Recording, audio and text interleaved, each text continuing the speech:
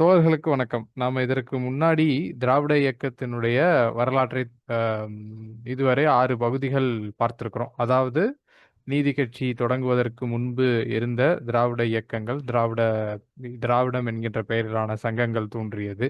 அதற்கும் முன்பாக 1800 இருந்து 1900 வரைக்கும் இடையிலே இருந்த சமூக சூழல், அப்போது தோன்றிய இயக்கங்கள், சங்கங்கள் இதை பற்றியெல்லாம் நம்ம பார்த்தோம். அதற்கு பிறகு தந்தை பெரியாரினுடைய வாழ்க்கை வரலாற்றை பார்க்க தொடங்கியிருந்தோம்.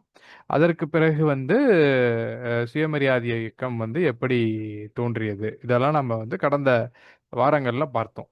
இன்றைக்கு நாம பார்க்க இருக்கக்கூடியது தொடர்ச்சியாக சுயமரியாதை இயக்கத்தின் தாக்கம் எப்படி இருந்தது அப்படிங்கிறத நம்ம பார்க்க போகிறோம். சுயமரியாதை இயக்கம் எப்படி தோன்றியது, அது ஒரு நாள்ல தோன்றியதல்ல, அல்லது இந்த ஒரு குறிப்பிட்ட நாள்ல தோன்றியதல்ல என்பதை நம்ம கடந்த வகுப்புகள்ல நம்ம பார்த்தோம். இன்றைக்கு அதற்கு பிறகு சுயமரியாதை இயக்கத்தினுடைய முதல் மாகாண மாநாடு 1929ல செங்கல்பட்டுல நடந்தது இல்லையா? அதுவரைக்கும் நம்ம இதற்கு முன்னாடி உள்ள வகுப்புகள்ல பார்த்தோம். ஆகையினால இதற்கு முன்பு நடந்த வகுப்புகளுக்கு வராதவங்க அது எல்லாமே நம்மளுடைய இணைய பக்கத்துல, அதாவது வலைவலி யூடியூப், புதிய குரல் யூடியூப்ல அந்த வகுப்புகள்லாம் இருக்கு. அதை நீங்க பார்க்கலாம். இன்று நாம பார்க்க போறது வந்து சுயமரியாதை இயக்கம் முதல் திராவிடர் கழகம் வரையிலான வரலாறு. அதாவது சுயமரியாதை இயக்கம் 1925ல இருந்து திராவிடர் கழகமாக அது மாறியது 1944ஆம் ஆண்டு. அது வரைக்குமான அந்த இடைப்பட்ட காலம் எப்படி இருந்தது அப்படிங்கிறத நம்ம பார்க்க போறோம். அப்ப சுயமரியாதை இயக்கத்தை பற்றி நம்ம சென்ற வகுப்புகள்ல பார்த்தோம். அப்போது சுயமரியாதை இயக்கம் எப்படிப்பட்ட தாக்கத்தை செலுத்தி இருந்தது, அந்த சுயமரியாதை இயக்கத்திற்கு தரப்புகள்ல இருந்து ஆதரவு கிடைத்தது என்பதை நாம் பார்க்க போனால், வஉசி அவர்கள் காங்கிரஸில் இருந்தவர், தன்னுடைய சொத்துக்களை எல்லாம் தியாகம் செய்தார். எப்படிப்பட்ட ஒரு தியாகி என்பது நமக்கு தெரியும். இன்றைக்கு வரைக்கும் வஉசியை முன்னிறுத்தி தான் என்ன நிறைய சொல்றாங்க அப்படின்னா, அஹ், அவங்களுக்கு பதில் சொல்லணுங்கிறதுக்காக நம்ம சொல்லல.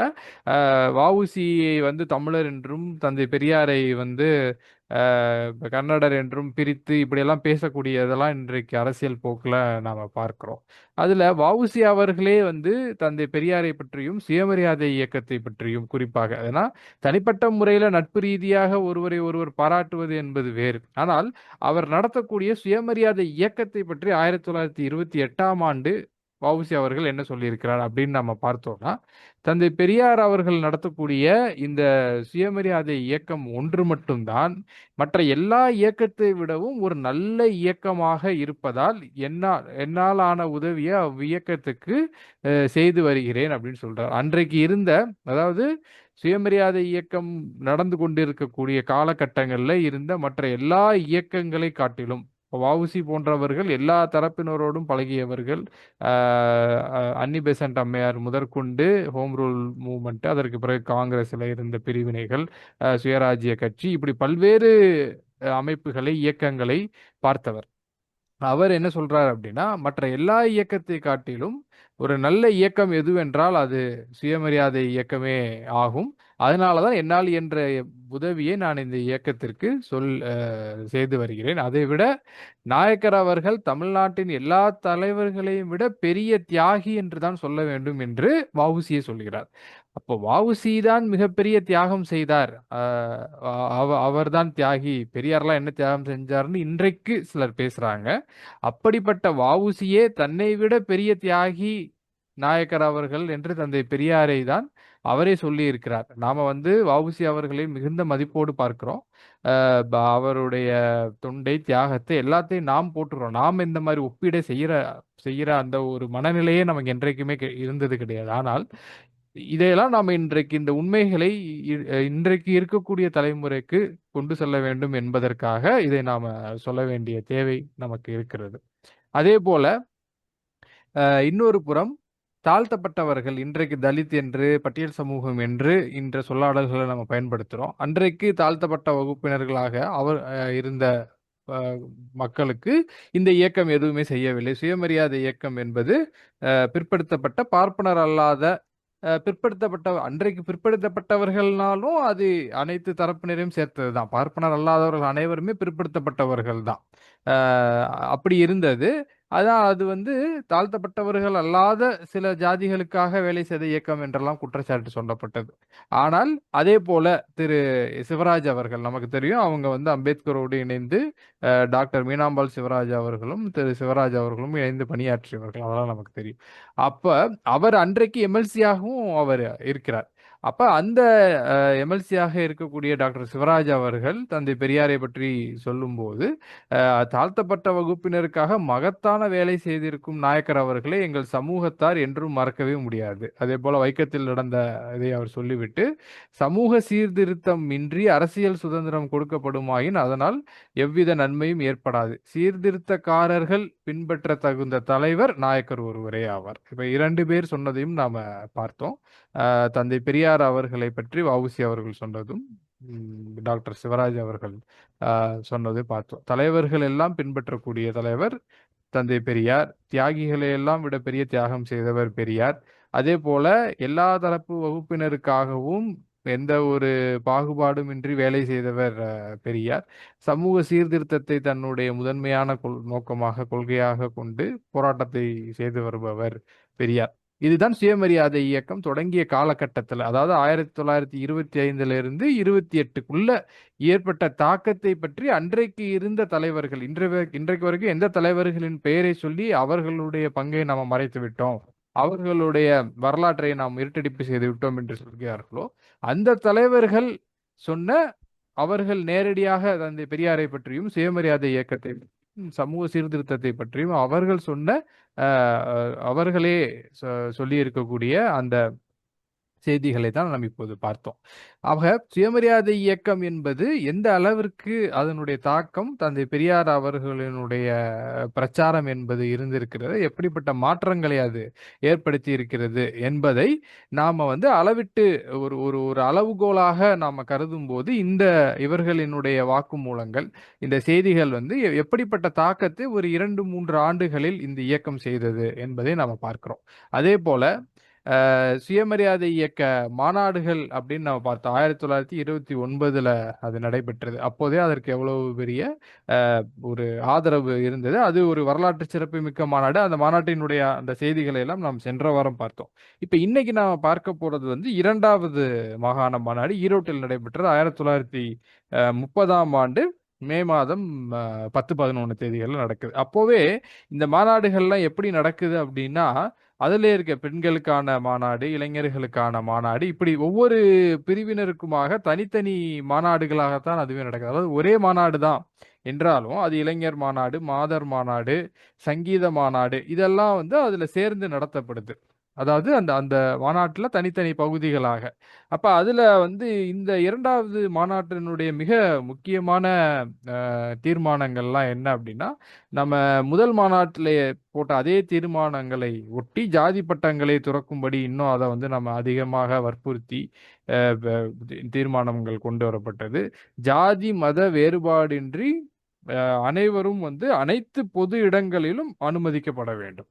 அப்ப அன்றைக்கு வந்து அந்த பொது இடங்கள்ல, அதாவது பொது கிணறு, பொது சாலை, இப்படி பொதுவான இடங்களை பயன்படுத்துவதே வந்து ஒவ்வொரு ஜாதிக்குமாக அது இருந்த காலகட்டங்கள்ல இந்த ஜாதி மத வேறுபாடின்றி அனைவருக்கும் பொது இடங்கள் அனுமதிக்கப்பட வேண்டும் என்பதை வற்புறுத்தியும், மத அறிகுறிகளையும் ஜாதி பட்டங்களையும் துறக்கும்படி இதையெல்லாம் நம்ம இந்த மாநாட்டுல மிக முக்கியமான கோரிக்கைகளாக வைக்கிறார்கள். அதே போல வந்து கோவில்ல இருக்கக்கூடிய திருவிழாக்களை ஒழித்துவிட்டு கோவில் இடங்களை கண்காட்சிகள் ஏற்படுத்த பயன்படுத்தும்படியும், பெண் ஆண் ஆகியோருக்கு உரிய திருமண வயதை உயர்த்த வேண்டும் என்று வற்புறுத்தியும், சுயமரியாதை திருமணங்களையும் கலப்பு திருமணங்களையும் செல்லுபடியாக்குவதற்கு புதிய சட்ட திருத்தம் கொண்டு வரப்பட வேண்டும் என்பதை வலியுறுத்தியும் தீர்மானங்கள் நிறைவேற்றப்படுது. இது ரொம்ப முக்கியமா, இது இன்றைக்கு வரைக்குமே நமக்கு பிரச்சனைகளாக இருக்கக்கூடிய மிக முக்கிய 3 இதை நாம வந்து பார்த்தோம். இப்ப என்னன்னா, கோயில் திருவிழாக்கள் இந்த இடங்கள் எல்லாம் எப்படி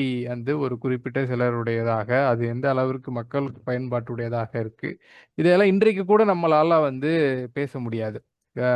அந்த தீர்மானத்தை அன்று இந்த இயக்கம் நிறைவேற்றி இருக்கிறது. அதே போல பெண்ணுக்கும் ஆணுக்குமான திருமண வயதை உயர்த்த வேண்டும். இந்த திருமண வயதை உயர்த்துவது இன்றைய வரைக்கும் கூட நம்ம பேச முடியல. முற்போக்கு இயக்கங்கள் இந்த மாதிரி பகுத்தறிவாளர்கள்ட்ட இருந்தே இதற்கு எதிர்ப்பு வருகிறது. திருமண வயதை உயர்த்த வேண்டும் என்பது என்று நம்ம சொன்னா, உடனடியாக அது வந்து திருமண வயதை நம்ம உயர்த்தினோம் அப்படின்னா, அது வந்து இந்த ஆதிக்க ஜாதி என்று இவங்க சொல்லக்கூடிய, அல்லது ஆதிக்க ஜாதி என்கிற சொல்லாடலை நம்ம ஏற்கல. ஆனா அந்த மாதிரி சில பகுதிகளில் சிலர் உடைய அந்த ஜாதி ஆதிக்கத்திற்குள் இருக்கக்கூடிய இடங்கள்ல அது வந்து கலப்பு திருமணங்களை வந்து இல்லாமல் செய்துவிடும். பெண்களை வந்து 21 வயதுக்கு மேல திருமணம் செய்துவிட்டா அவங்க வந்து காதல் திருமணங்களை எல்லாம் வந்து தடை செய்யக்கூடிய சூழல் வந்துரும். இப்படியெல்லாம் ஏதோ நிறைய சொல்றாங்க இந்த கட்ட பஞ்சாயத்து இதுல எல்லாம் ஆனா இன்றைக்கு வரைக்கும் வந்து பெண் ஆண் திருமண வயதை நாம வந்து உயர்த்த வேண்டிய தேவையில இன்றைக்கும் நாம இருக்கிறோம். ஆனால் அன்றைக்கு இருந்த வயது என்பது மிக குறைந்த வயதாக இருக்கும். இப்ப அன்னையிலிருந்து இன்னைக்கு வரைக்கும் நமக்கு அந்த கோரிக்கை என்பது, அதாவது சுயமரியாதை, எதுக்காக இதை நாம் இன்றைக்கு வரைக்கும் பேசுறோம் அப்படின்னா, அது முதல் மாநாட்டுல வந்து பெண்களுக்கு சொத்துரிமை கேட்கப்பட்டது. அது அந்த சொத்துரிமை என்பது தமிழ்நாட்டில் வந்தது 1989 திராவிட இயக்க ஆட்சியில் கலைஞர் அவர்களால் வரப்பட்டது. திமுக கொண்டு வந்தது. சுயமரியாதை, இதுல இன்னொரு தீர்மானம் இருக்கு. அதாவது சுயமரியாதை திருமணங்களையும் கலப்பு திருமணங்களையும் செல்லுபடியாக்குவதற்கு புதிய சட்ட திருத்தம். இந்த சட்ட திருத்தத்தையும் மறுபடியும் அறிஞர் அண்ணா அவர்கள் ஆட்சிக்கு வந்ததற்கு பிறகு 67ல தான் அவர் அந்த தீர்மானத்தையும் வந்து சட்டமாக மாற்றுகிறார். அதற்கு பிறகு இப்படி இந்த விஷயங்கள்லாம் இன்றைக்கு வரைக்கும் இந்திய அளவுல மற்ற மாநிலங்களுக்குள்ள எந்த அளவிற்கு இருக்குன்னு நமக்கு தெரியல. பெண்களுக்கு இப்ப இன்றைக்கு வரைக்கும் நாம வந்து உத்தரப்பிரதேசத்துல இப்ப புதிதாக ஒரு இது, அதாவது திருமணம் ஆன பெண்களாக இருந்தாலும் சரி, ஆகாத பெண்களாக இருந்தாலும் சரி, அவர்களுக்கும் தந்தையினுடைய சொத்துகள் பகிர்ந்து அளிக்கப்பட வேண்டும்னு இப்பதான் அண்மையில சில செய்திகள்லாம் வருது. ஆக சுயமரியாதை அதை இந்திய சமூகத்துல நம்ம பொருத்தி பார்க்கிறோம். பெண்களுக்கு சொத்துரிமையாக இருந்தாலும் சரி, பெண்கள் திருமண வயதை உயர்த்த வேண்டும் என்பதாக இருந்தாலும் சரி, இன்றைக்கு வரைக்கும் பிரச்சனையாக இருக்கக்கூடிய விஷயங்கள், சுயமரியாதை திருமண சட்டம், இதையெல்லாம் அன்றைக்கே அதற்கான விதையை தூவியது இந்த இயக்கம். 100 ஆண்டுகள் ஆனாலும் ஒரு இந்தியா மாதிரியான நாடுகள்ல இதையெல்லாம் இன்று வரைக்கும் வந்து கேள்விக்குறியாக்க வந்து பிற்போக்குத்தனமாக வைத்திருக்கக்கூடிய ஒரு சமூக சூழல்ல தான் இந்த மாதிரியான தீர்மானங்கள் அன்று நிறைவேற்றப்பட்டிருக்கிறது. அன்றைக்கு இந்த தீர்மானம் நிறைவேறியதால், இந்த தீர்மானங்கள் வந்ததால் தான் தமிழ்நாட்டில் இந்த அளவிற்கு பெண்கள் வந்து அவர்களுக்கு சம உரிமை சொத்தில் கிடைத்தது. அவர்களுக்கு திருமண வயது நமக்கெல்லாம் இங்க திருமண வயதை உயர்த்தணுங்கிற தேவை கூட இல்லை. இன்றைக்கு இயற்கையாகவே பெண்கள் படித்து வேலைக்கு போக ஆரம்பித்த பிறகு அவர்களுக்கு இயற்கையாகவே பெரும்பான்மையானவர்களுக்கு திருமணம் என்பது அந்த வேலைக்கு போனதற்கு பிறகு இந்த வயதுல நடப்பதை நாம வந்து பார்க்கிறோம். அதனால இந்த சுயமரியாதை இயக்க மாநாடுகளினுடைய தீர்மானங்கள் என்பது எந்த அளவிற்கு ஒரு தொலைநோக்கு பார்வை கொண்டதாக, அதாவது இமீடியட்டா நான் சொல்லுவோம் பாருங்க, அன்றைக்கு பிரச்சனைகளை பேசுவதாக மட்டும் இல்லாமல், ஒரு 100 ஆண்டுகள் கழித்தும் இந்த இயக்கத்தினுடைய தேவை, இந்த தீர்மானத்தினுடைய தேவை வந்து இன்று வரைக்கும் பேசப்படக்கூடிய நிலையிலே அந்த தீர்மானங்கள் இன்னும் கூட அந்த தீர்மானங்களெல்லாம் நம்மளால முடிதா நிறைவேற்ற முடியாது இல்லையா? மத குறிகளை ஒழிக்க வேண்டியது, பொது அதாவது கோவில் நிலங்களை வென்று பொதுமக்களுடைய பயன்பாட்டிற்கு பயன்படுத்த வேண்டியது, இந்த மாதிரியான இதெல்லாம் இன்றைக்கு கூட நம்மளால வந்து பேச முடியாது. அதாவது 3வது மாநாடும் இதே மாதிரி. 3வது மாநாடு இன்னும் ரொம்ப கடுமையாக மதங்களை சாடி அதுல தீர்மானங்கள் வந்து நிறைவேற்றப்பட்டது. அதாவது மதக்குறிகள், மதத்தை சுட்டும் பெயர்கள், அடையாளங்கள் ஆகிய அனைத்தும் நீக்கப்பட வேண்டும் அப்படிங்கிறது. நேரடியாக மதத்தை விட்டு ஒரு சமூகத்தை, இதெல்லாம் இன்றைக்கு வரைக்கும் கூட நம்ம பேசினா மக்களுக்கு மதம் வேண்டும், மதம் இல்லாமல் மக்களால் வாழ முடியாது, மதத்தை எடுத்து விட்டால் அந்த இடத்துல நம்ம அவங்க எதை நம்பி வாழ்வாங்க, இப்படிலாம் இன்றைக்கு வரைக்கும் முற்போக்காளர்கள் பகுத்தறிவாளர்கள் எல்லாம் பேசுறாங்க. இது வந்து உலக அளவுல எங்கேயுமே இதையெல்லாம் ஏத்துக்கிற மாட்டாங்க, மதம் தேவையெல்லாம் ரொம்ப அந்த ஒரு தனி வாதம். ஆனால் அன்றைக்கே இந்த இயக்கத்தினுடைய மாநாடு மதம் என்பதை ஒழிக்க வேண்டும் என்கின்ற, அதாவது மதத்தை விட்டு மக்கள் வெளியே வர வேண்டும் என்கின்ற தீர்மானத்தை நிறைவேற்றியிருக்கிறது. இந்த இந்த இந்த இந்த செய்திகளை இன்றைக்கு கூட நம்முடைய சமூகம் வந்து உள்வாங்கிக் கொள்ள முடியாத அல்லது ஜீரணித்து சேர்த்து கொள்ள முடியாத செய்திகளாக அவங்க இன்றைக்கு வரைக்கும் நம்ம சமூகத்துல இருக்கு. இப்ப இதெல்லாம் நிறைவேறக்கூடிய காலகட்டம் வரும்போது அவர்கள் அப்போது நினைப்பார்கள், இத்தனை ஆண்டுகளுக்கு பிறகு வந்திருக்கக்கூடிய இந்த நிலையை 1930 31லேயே ஒரு இயக்கம் பேசியிருக்கிறது என்றால் அதுதான் சுயமரியாதை இயக்கம். இந்த இயக்கத்தை தவிர இந்த நாட்டில் உலக அளவிலேயே கூட நீங்க எடுத்துக்கிட்டீங்கனாலுமே இந்த மாதிரியான கடுமையான தீர்மானங்களை நிறைவேற்றி அதை ஒரு சமூகத்துல பேசுபொருளாக, ஒரு கலக குரலாக ஏற்படுத்தியது என்பது சுயமரியாதை இயக்கம் தான். ஏன் உலக அளவிலே நம்ம சொல்றோம் அப்படின்னா, தோழர்கள் கொஞ்சம் மியூட்ல இருங்க. ஏன் ஏன் உலக அளவுல நாம சொல்றோம் அப்படின்னா, உலக அளவுல இருக்கக்கூடிய நாத்திக அமைப்புகளோ அல்லது மனிதநேய அமைப்புகளோ, அதாவது தங்களுடைய தனிப்பட்ட கருத்துக்களாக வேணா இதை வைத்திருக்கலாம். அதுல கூட மிக நேரடியாக இப்படி அவங்க சொல்லியிருப்பாங்களான்னா நமக்கு தெரியாது. ஆனால் இதை வந்து ஒரு மக்கள் இயக்கமாக கிராமங்கள் தோறும் சென்று பிரச்சாரம் செய்யக்கூடிய கொள்கைகளாக கொண்ட ஒரு இயக்கம் என்றால் அது சுயமரியாதை இயக்கம் மட்டும்தான் உலக அளவிலேயே நம்ம இருக்க முடியும் என்பதை பார்க்கிறோம். அதுல இன்னொரு முக்கிய தீர்மானம், எந்த கதர் வைத்து கதர் பிரச்சாரத்தை ஊர் ஊராக சென்று தந்தை பெரியார் செய்தாரோ, எந்த கதரை தன் வீட்டில் உள்ள பெண்கள் எல்லாம் அணிய செய்தாரோ, அதற்கு பிறகு எந்த கதரை நீதி கட்சி தலைவர்கள் உட்பட பலரும் அணிய செய்தாரோ, அந்த கதருக்கு வந்து எதிராக இந்த மாநாட்டுல நாம ஒரு தீர்மானத்தை அப்போதுதான் அவர் புரிந்து கொண்டார். ஜிடி நாயுடு போன்றவர்களை சந்தித்ததற்கு பிறகு இந்திய நாட்டுக்கு வந்து இந்த கைத்தொழில் கதர் இதெல்லாம் பயன்படாது, இங்க வந்து இயந்திர தொழில் வளர்ச்சி தான் ஆக்கம் பயக்க வேண்டும் அப்படிங்கிற தீர்மானத்தையும் இந்த 1931 விருதுநகர் மாநாடு தீர்மானத்துல போட்டு தந்தை பெரியார் அவர்கள் மூலமாக இந்த தீர்மானங்கள் எல்லாம், இந்த சிந்தனைகள் எல்லாம் இந்த மண்ணிற்கு வருகின்றன. இந்த சுயமரியாதை இயக்க மாநாடுகள், இந்த மாநாட்டு தீர்மானங்கள் இதையெல்லாம் பற்றி நம்ம தனியாகவே நிறைய பேச வேண்டும். ஏன்னா அவையெல்லாம் அந்த அளவிற்கு இன்னைக்கு வரைக்கும் நாம ஒப்பிட்டு, இன்னும் சொல்ல போனால் ஆய்வு செய்து பேச வேண்டிய செய்திகள் இதுல வந்து நிறைய இந்த சுயமரியாதை இயக்க மாநாட்டு தீர்மானங்கள்ல இருக்கிறது. ஆகையினாலே நம்ம அதை ஒரு சில செய்திகளை நம்ம இப்போ தொட்டு செல்கிறோம். அடுத்ததாவது இந்த இயக்கம் இப்ப நம்ம முதல்ல பேசின மாதிரி அந்த தீர்மானங்களே எந்த அளவிற்கு முற்போக்கான தீர்மானங்களாக இருக்கு, இன்றைக்கு வரைக்கும் அதை செய்ய முடியுமா? ஏன்னா இன்னைக்கு வரைக்கும் பல மாநிலங்கள்ல பெண்களுக்கு சொத்தில் சம பங்கு இல்லை என்பதை பார்த்தோம். ஆனால் இதெல்லாம் இன்றைக்கு வரைக்கும் மற்ற மாநிலங்கள்ல யோசிச்சு கூட பார்க்க முடியுமா அப்படின்னு நமக்கு தெரியல. சுயமரியாதை திருமணங்கள், ஜாதி மறுப்பு திருமணங்கள், விதவை திருமணங்கள், பார்ப்பன புரோகித மறுப்பு, இதெல்லாம் இன்னைக்கு வரைக்குமே நம்ம என்ன சொல்றோம், தமிழ்நாட்டை தவிர வேற எந்த இடத்துலையுமே ஒருவேளை விதவை திருமணங்கள் வேண்டுமானால் சில இடங்களில் நடக்கலாம். அது கூட நமக்கு வந்து தெரியல. இந்த அளவிற்கு மற்ற மாநிலங்கள்ல இந்த திருமணங்கள் நடைபெறும் அப்படின்னு நமக்கு தெரியல. ஆனால் இந்த சுயமரியாதை திருமணங்கள், ஜாதி மறுப்பு திருமணங்கள், விதவை திருமணங்கள், பார்ப்பன புரோகித மறுப்பு என்பதெல்லாம் தமிழ்நாட்டில் எந்த அளவிற்கு அதிகமாக நடைபெற்றிருக்கிறது அப்படிங்கிறதுக்கு இதற்கு பின்னாடி வரக்கூடிய சில செய்திகளை ஒப்பிட்டு நம்ம பார்க்கும்போது இப்போது புரியும். ஆனால் இந்த இடத்துல நம்ம என்ன புரிஞ்சுக்கிறோம் அப்படின்னா, சுயமரியாதை திருமணம் என்கின்ற ஒரு ஒரு புதிய திருமண முறையை, திருமணங்கள் என்பதே ஒரு கிரிமினல் குற்றமாக ஆக்கப்பட வேண்டும் என்கின்ற கருத்தை சொன்ன தந்தை பெரியார் சுயமரியாதை திருமணங்கள் என்கின்ற ஒரு திருமண முறையை அவர் வந்து அறிமுகம் செய்கிறார். அந்த திருமண முறை என்பது இன்றைக்கு வரைக்கும் ஆய்வாளர்களால அந்த அதாவது இந்த சடங்குகளற்ற பார்ப்பன புரோகிதர்கள் இல்லாத இந்த திருமண முறை என்பதை அவர் தமிழகம் முழுக்க பல்வேறு இடங்கள்ல சுயமரியாதை திருமணங்கள் நடத்தி வைக்கப்படுகின்றன.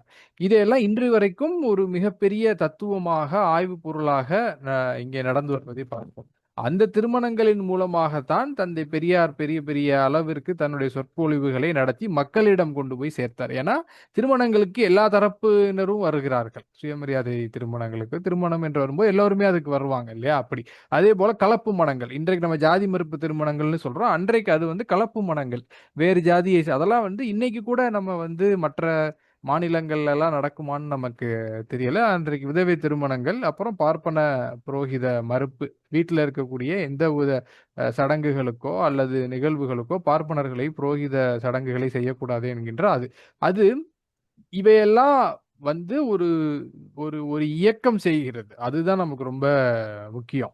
இந்த இயக்கம் ஒரு இயக்கமாக இது நடைபெறுகிறது. இது உலகத்துல வேற எங்கேயுமே வந்து நடைபெற்றிருப்பதை நம்ம பார்க்க முடியாது.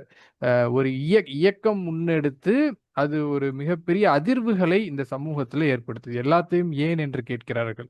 இன்னொன்னு, நம்ம இது எல்லாத்துலயும் பார்த்தோம்னா, இது எல்லாத்துலயுமே மிக பெரிய அளவுல தொடர்புடையது என்ன அப்படின்னா, நேரடியாக இதில் பயன்பெற்றது பெண்கள் தான். இந்த அளவிற்கு பெண்களுக்கான விடுதலையை ஒரு சமூகத்துல இப்படி எல்லா கட்டுகளையும் உடைத்து கொண்டு வந்த ஒரு இயக்கம் தான் சுயமரியாதை இயக்கம். இப்ப இந்த இயக்கத்தை பற்றி நம்ம பல்வேறு கோணங்கள்ல வந்து தொடர்ச்சியாக நம்ம நிறைய பேசிக்கொண்டே போகலாம். இப்ப இது வரலாற்று வகுப்புங்கிறனால நான் அந்த ஆய்வுகளுக்குள்ள நிறைய போக விரும்பல. நம்ம அந்த செய்திகளை மட்டும் நாம சொல்லிக்கிட்டே வருகிறோம். இதுல இந்த பார்ப்பன புரோகித மறுப்பு என்று அது இன்னைக்கு நம்ம பார்க்கிறோம். இன்றைக்கு மறுபடியும் இதெல்லாம் தலை தூக்கி வருகிறது. இந்த மாதிரி வந்து அமாவாசை அன்று போய் திதி குடுக்கிறது. அப்புறம் வந்து இந்த வீட்டுக்கு பார்ப்பனர்களை அழைத்து வந்து சடங்குகளை செய்வதெல்லாம் இன்றைக்கு மறுபடியும் என்ன நினைக்கிறாங்க, அன்றைக்கு அழுத்தப்பட்டு, ஒடுக்கப்பட்டு இருந்த மக்கள் வந்து இதையெல்லாம் செய்யாம இருந்தாங்க.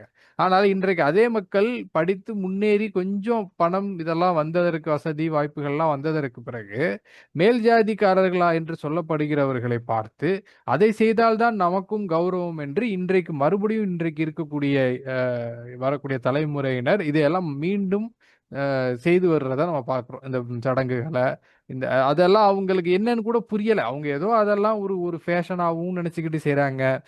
அது அது அவங்களுக்கு எந்த ஒரு அறிவும் சிந்திக்கக்கூடிய தன்மையும் இல்லாம இன்றைக்கு இதெல்லாம் செய்யக்கூடிய நிலை மாறி வருகிறது. அதனால தான் நம்ம சொல்றோம், எப்படிப்பட்ட ஒரு புரட்சியை இந்த இயக்கம் இந்த மண்ணில் செய்திருந்தது. அதுவும் அது தோன்றிய ஒரு 5, 6 ஆண்டுகள்ல ஒரு மிகப்பெரிய மாற்றத்தை இந்த சமூகத்துல வந்து நம்ம அது ஏற்படுத்தியது. அதே மாதிரி ஒரு பக்கம் மக்களினுடைய வாழ்வியல், பண்பாடு, அவர்களுடைய கலாச்சாரம், அவர்களினுடைய அன்றாட வாழ்வியல்ல மாற்றங்களை ஏற்படுத்திய இந்த இயக்கம்.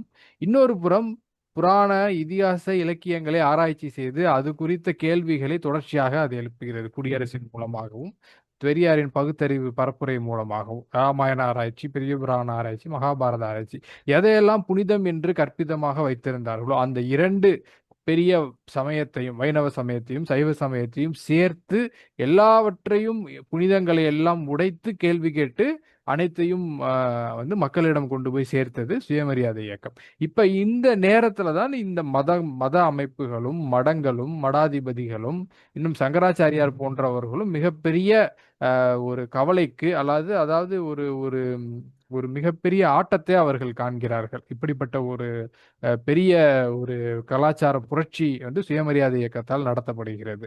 இப்ப அந்த நம்ம இது எல்லாத்தையும் பாருங்க. இன்றைக்கு வரைக்கும் ராமாயணத்தையோ, பெரிய புராணத்தையோ, மகாபாரதத்தையோ தொட்டா வட மாநிலங்கள்ல எவ்வளவு ஏன் தமிழ்நாடு அளவுல கூட அது எவ்வளவு பெரிய பிரச்சனையாக இருக்கு. இன்றைக்கு வரைக்கும் கூட பேசுவதற்கு பயப்படக்கூடிய சூழல் இருக்கு. அப்ப அன்றைக்கு அது நடந்திருக்கும்போது, அது எந்த அளவிற்கு தாக்கத்தை ஏற்படுத்தி இருக்குன்னு பாருங்க. ஆனா, அன்னைக்கு இருந்த மடாதிபதிகளோ, மதவாதிகளோ ஒரு பக்கம் சேற்றை வாரி தூற்றியிருக்கிறார்கள். கொலை மிரட்டல்கள் விடுத்திருக்கிறார்கள்.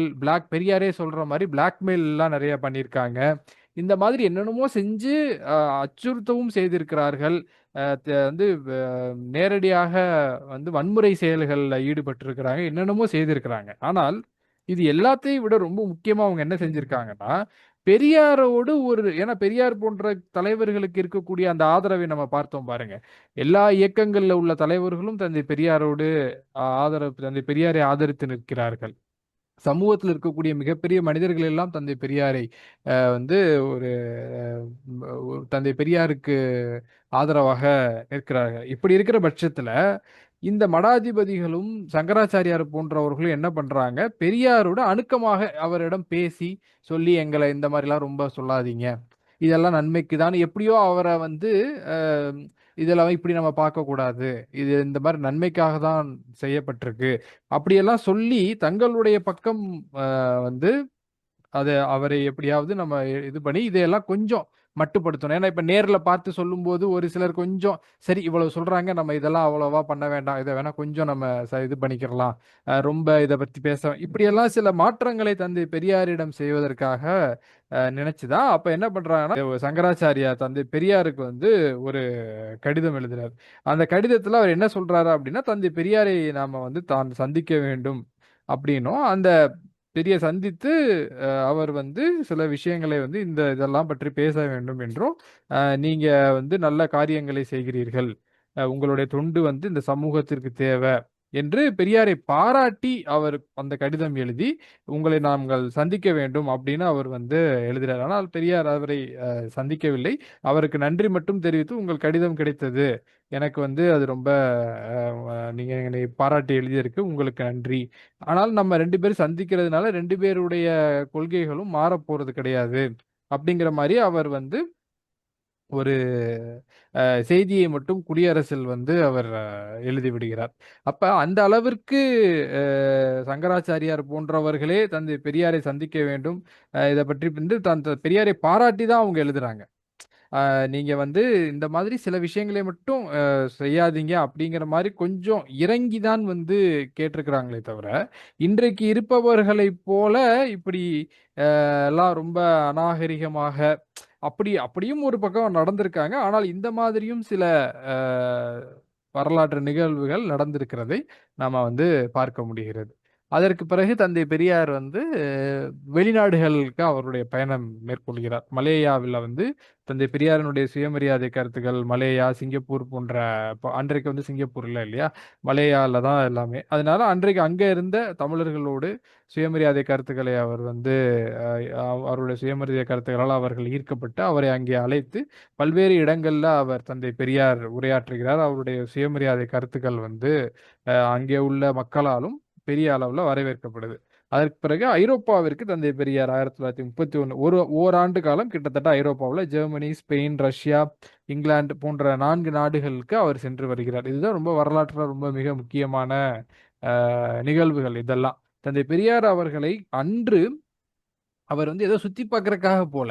அவர் போன எல்லா நாட்டிலயுமே அந்தந்த நாட்டில இருந்த அரசாங்கமும், அரசும் அங்கே வந்து மக்கள் செல்வாக்கை பெற்றிருந்த இயக்கங்களும், கட்சிகளும் அவரை வரவேற்று அவர் தலைமையில் பல்வேறு கூட்டங்களை அவங்க வந்து அ அ அவர் அவர் தலைமையில பல்வேறு கூட்டங்களை அவர்கள் நடத்தியிருக்கிறார்கள்.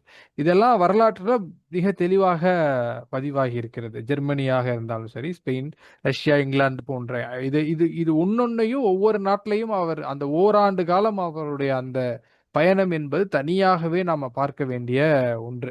இதுல ரஷ்யாவுல தந்தை பெரியார் பார்த்த விஷயங்கள் தான் அவர் வந்து மிகவும் அதாவது அதை போய் ரஷ்யாவுல பார்த்துட்டு வந்து அவர் இங்கே செய்தார் என்று நம்ம எதையுமே நம்ம சொல்ல முடியாது. ஆனால் தான் நினைத்ததை, தான் என்னென்ன மாதிரியான வாழ்க்கை முறை மக்களுக்கு இருக்க வேண்டும், உலக வாழ்க்கை என்பது எப்படி ந இருக்க வேண்டும் என்று அவர் நினைத்தாரோ, அப்படிப்பட்ட ஒரு வாழ்க்கை முறை கிட்டத்தட்ட ரஷ்யாவிலே நடைமுறைப்படுத்தப்பட்டிருக்கிறது. அங்கே உள்ள மக்கள் இப்படியெல்லாம் வாழ்கிறார்கள் என்பதை அவர் நேர்ல பார்க்கும்போது, அவர் ரொம்பவும் வந்து பிரமிப்பாக அதை பார்க்கிறார். அதுல தான் அவர் போய் ஒவ்வொரு இடங்கள் அந்த நாட்டினுடைய கல்வி முறை எப்படி இருக்கிறது? ஆட்சி முறை எப்படி இருக்கிறது?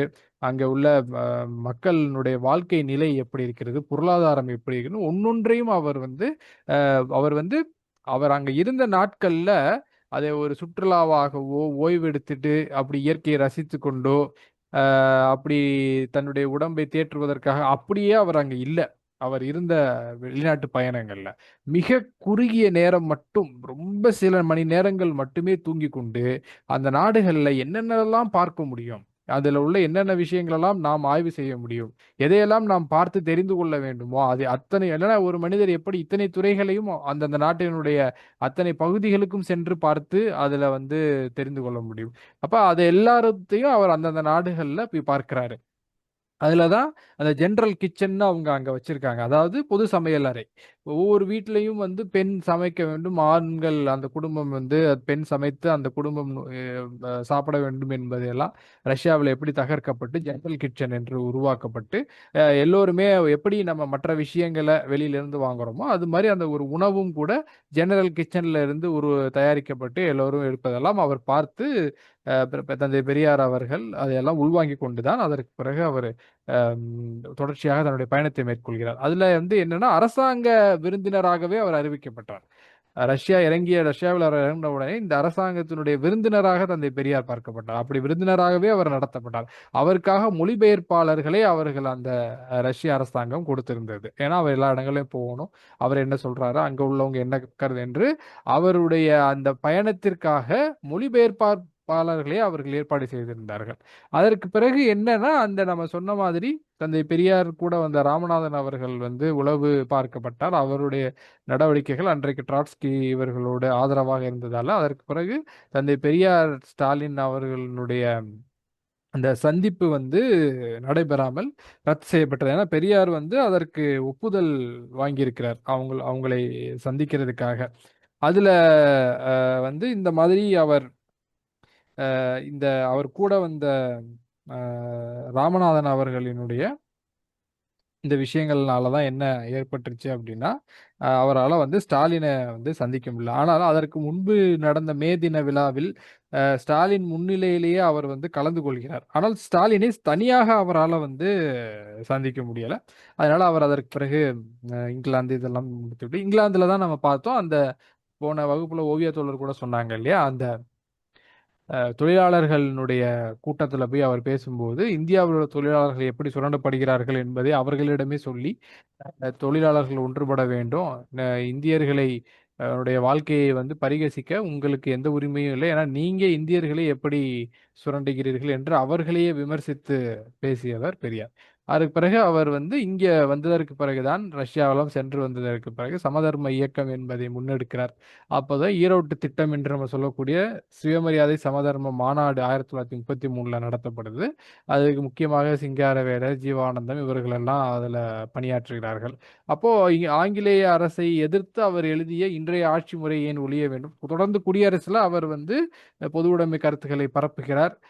ஆங்கிலேய அரசையும் எதிர்க்கிறார். அவர் எப்பயுமே எல்லாத்தையும் எதிர்க்கக்கூடியவர் தானே. அப்படி எதிர்க்கும்போது அவருக்கு நிறைய நெருக்கடி வந்ததற்கு பிறகுதான் அவர் சிறையில் அடைக்கப்படுகிறார் கோவையில். அப்போது குடியரசு தடை செய்யப்படுகிறது. அதுக்கு பிறகு புரட்சி என்கிற இதழ் நடத்தப்படுகிறது. அப்புறம் அதுவுக்கும் பிரச்சனை வரும்போது பகுத்தறிவு என்கிற இதழ் நடத்தப்படுது. அப்புறம் ரிவோல்ட் என்ற ஆங்கில இதழ் நடத்தப்படுது. இதுல எல்லாம் வந்து அப்போ பகத்சிங் தூக்கிலிடப்பட்டதற்கு பிறகு நான் நாத்திகனானேன் அந்த ஏன் நாத்திகன் அந்த புத்தகத்தை ஜீவானந்தம் தமிழ்ல மொழிபெயர்த்து இங்கே பகுத்தறிவு நூற்பதிப்பு கழகம் என்று உருவாக்கப்பட்டு வெளியிடப்படுகிறது. இதெல்லாம் நடக்கும்போது தான் அவர் ஆங்கிலேயர்களுடைய அடக்குமுறை சந்தையில் அப்போதும் அவர் கோர்ட்ல போய் மன்னிப்போ எதுவுமே கேட்கல. இதுதான் என்னுடைய கொள்கை என்று அவர் எழுத்துப்பூர்வமாக அவர் எப்போதுமே ஒரு வாக்குமூலத்தை மட்டும் கொடுத்து விடுவார்.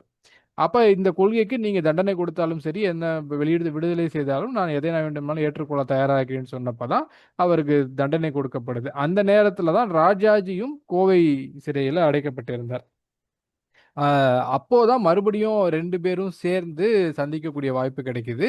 அப்ப ராஜாஜி மறுபடியும் தந்தை பெரியாரை காங்கிரஸ்ல சேர்க்க வேண்டும் என்று விரும்புகிறார். பெரியார் சுயமரியாதை இயக்கம் இது எந்த அளவிற்கு ஒரு தாக்கத்தை அன்றைக்கு ஏற்படுத்தி இருந்தது அப்படிங்கிறதுக்கு தான் நம்ம பார்த்தோம் பாருங்க. எந்த மதங்களை, மத அமைப்புகளை, மடங்களை எதிர்த்து பெரியார் பேசினாரோ, அவர்களே தந்தை பெரியாரோடு சேர்ந்து இணக்கமாக தந்தை பெரியாரினுடைய சுயமரியாதை இயக்கத்தினுடைய அந்த பரப்புரையை தாக்குப்பிடிக்க முடியாமல் இவர்களை எதிர்க்க முடியாது, நட்பு கொண்டாவது இதையெல்லாம் கொஞ்சம் தணிக்க வேண்டும் என்று நினைத்தார்கள்.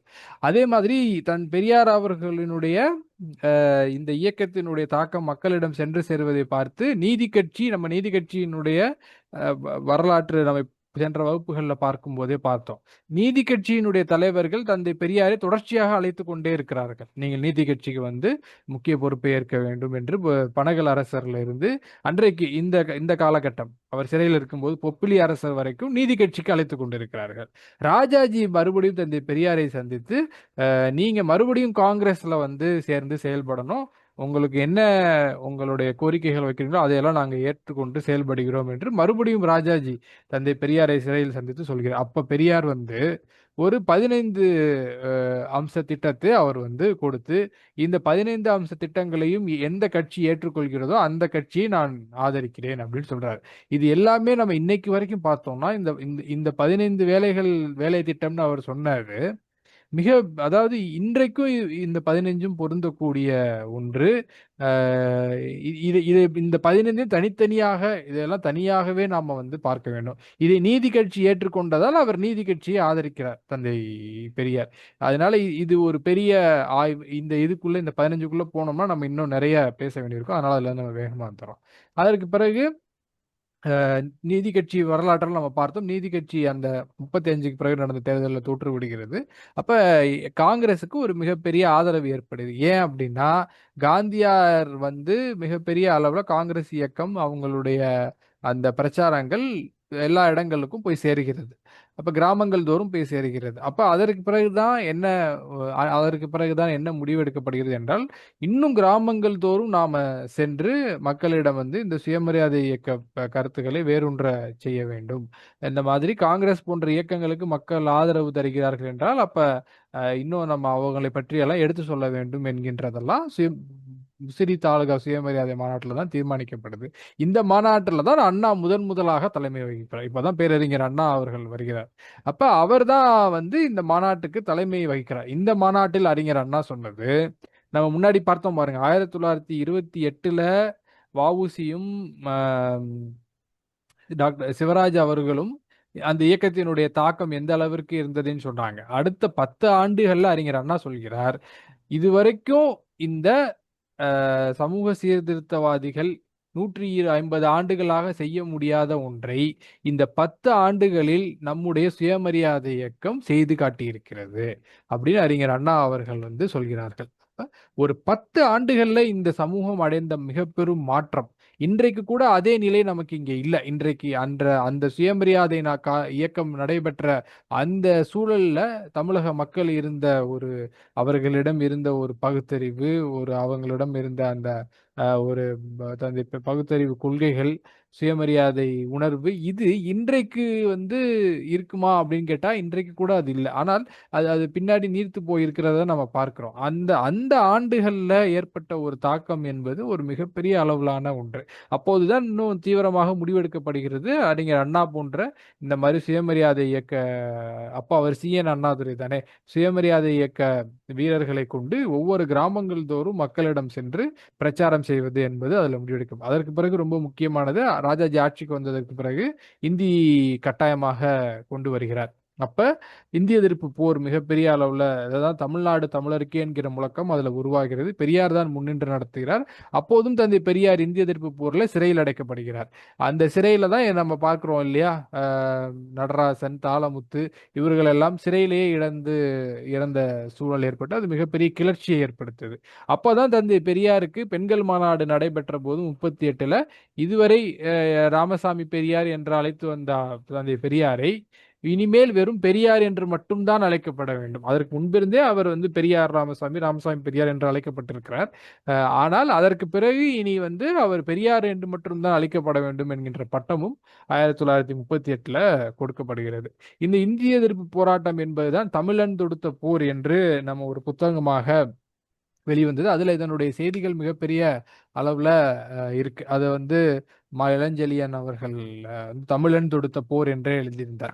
இந்த தமிழ்நாடு தமிழருக்கே என்கின்ற அந்த தமிழ் உணர்வு, தமிழருக்கான இதெல்லாம் தந்தை பெரியார் பேசிய பேச்சுகள், அவர் சிறையில் அவருக்கு ஏற்பட்ட கொடுமைகள், இதெல்லாம் தனி ஆய்வுகளாக, வகுப்புகளாக நாம பார்க்க வேண்டும். இதுல சிறையில தான் தந்தை பெரியாரினுடைய உடல் வந்து மிகவும் நலிவுற்று அவர் வந்து மிகப்பெரிய ஒரு கவலைக்கு உள்ளாகிறார். இவ்வளவு வேலைகள் செய்து நமக்கு ஏதாவது ஆயிடுச்சுன்னா இந்த இயக்கத்தை எப்படி கொண்டு சேர்ப்பது, இந்த சொத்துக்களை எல்லாம் என்ன செய்வது, இதெல்லாம் ஒழுங்குபடுத்த வேண்டும் என்கின்ற ஒரு கவலை வந்து இந்த இந்திய எதிர்ப்பு போருக்கு பிறகுதான் வருகிறது. அதற்கு பிறகுதான் 1944ல சேலம் மாநாடு. இந்த சேலம் மாநாடுல தான் அண்ணாதுரை தீர்மானம் என்று நம்ம சொல்லக்கூடிய தீர்மானம், இந்த நீதி கட்சியும் சுயமரியாதை இயக்கமும் ஒன்றிணைந்து திராவிடர் கழகமாக பெயர் மாற்றம் பெறுகிறது. ஏன்னா நீதி கட்சி வரலாற்றில் நம்ம பார்த்தோம். அதற்கு பிறகு தந்தை பெரியார் நீதி கட்சியினுடைய தலைவராக வருகிறார். அவர்தான் நீதி கட்சியை நடத்தி கொண்டிருக்கிறார். ஆனால் நீதி கட்சியில தந்தை பெரியாருக்கு எதிராக பலர் வந்து, அவங்க வந்து பணக்காரர்கள், பெருநிலக்கிழார்கள், செல்வந்தர்கள், இவங்களுக்கெல்லாம் வந்து அரசு பதவியை அனுபவிப்பது, பட்டங்களை இதுல மட்டும்தான் அவங்களுடைய நோக்கம் இருக்கு. அவங்க எல்லாரும் வந்து எதற்கு இந்த மாதிரி முற்போக்கு, மூடநம்பிக்கை ஒழிப்பு இதுலலாம் அவங்களுக்கு நாட்டம் இல்லை, அதை எதிர்க்கிறாங்க, ரொம்ப பிற்போக்குத்தனமாக செயல்படுகிறார்கள். இப்படி பல்வேறு பிரச்சனைகள் வந்து நீதி கட்சியில இருக்கு. பெரியாருக்கு எதிராக ஒரு பெரிய அணி வந்து உருவாக்கப்பட்டு அவங்க தனியா மாநாடுகள் நடத்தி தீர்மானம் கொண்டு வருவது, அப்புறம் அதையெல்லாம் எல்லாரும் எதிர்ப்பது, இப்படி வந்து நிறைய நடந்தது. அதையெல்லாம் முடிவுக்கு கொண்டு வந்ததுதான் 1944 நடந்த சேலத்தில் நடந்த நீதி கட்சி மாநாடு. அந்த மாநாட்டில் தான் தந்தை பெரியார் நீதி கட்சி என் பெயரை மாற்றி சுயமரியாதை இயக்கம் எல்லாவற்றையும் சேர்த்து திராவிடர் கழகமாக உருவாக்குகிறார். அதுதான் திராவிடர் கழகம் என்று வந்து இன்று வரைக்கும் நம்முடைய தமிழ்நாட்டுல இயங்கிக் கொண்டு வருகிற இயக்கம். அந்த இயக்கம் உருவானது தான் 1944. அப்போது வந்து பெரியாருக்கு ஒரு மிகப்பெரிய கவலை இருந்தது. என்ன அப்படின்னா, அவருடைய உடல்நலம் ரொம்பவும் அவர் வந்து சிறையிலிருந்து வெளிவரும்போது இடை ரொம்பவும் குறைந்து, அவருடைய உடலில் இருந்த வியாதிகளும் அதிகமாகி, அவரு வந்து அவரை பராமரிக்கவும் ஆள் இல்லாம ரொம்ப சிரமப்பட்டு கொண்டிருந்த காலகட்டம். அப்போதுதான் கே.ஏ. மணியம்மா என்ற கே.ஏ. மணி என்று வேலூர் மணி என்று அறியப்பட்ட நம்முடைய அன்னை மணியம்மையார் அவர்கள் வந்து ஒரு அறிக்கையை வந்து வெளியிடுறாங்க. என்ன அப்படின்னா, பெரியாரை பேண சில பெண்கள் முன்வர வேண்டும் அப்படின்னு குடியரசுல கே.ஏ. மணியம்மையார் அப்படி அவங்க வந்து ஒரு அறிக்கை வெளியிடுகிறார்கள். ஏன்னா அவரோட இந்த உடல் வந்து ரொம்ப பலவீனமாகவும் நாளுக்கு நாள் மெலிவாகவும் வருகிறது. ஆனா அவர் அதை பற்றி கவலைப்படவில்லை. அதாவது அவர் கவலைப்பட்டது உடல் நலத்தை பற்றி அல்ல. இந்த அவருக்கு பிறகு இவ்வளவு விஷயங்களை, இந்த இவ்வளவு காரியங்களை நம்ம செய்திருக்கிறோம். இதை எப்படி யார் கொண்டு செல்வது?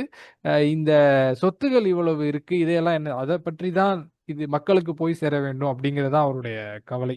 அதனால தன்னை அது அவரை பார்த்துக் கொள்வதற்கு ஒரு முழு நேர ப கொள்கையாளராக ஒருவர் வேண்டும் என்கின்ற அளவுல ஒரு அறிக்கை அங்கே வந்து விடப்படுகிறது. குடியரசுல. இப்ப 1900 இந்த இயக்கம் உருவாகிற அந்த 44க்கு முன்பாக ஓராண்டுக்கு முன்னாடியே.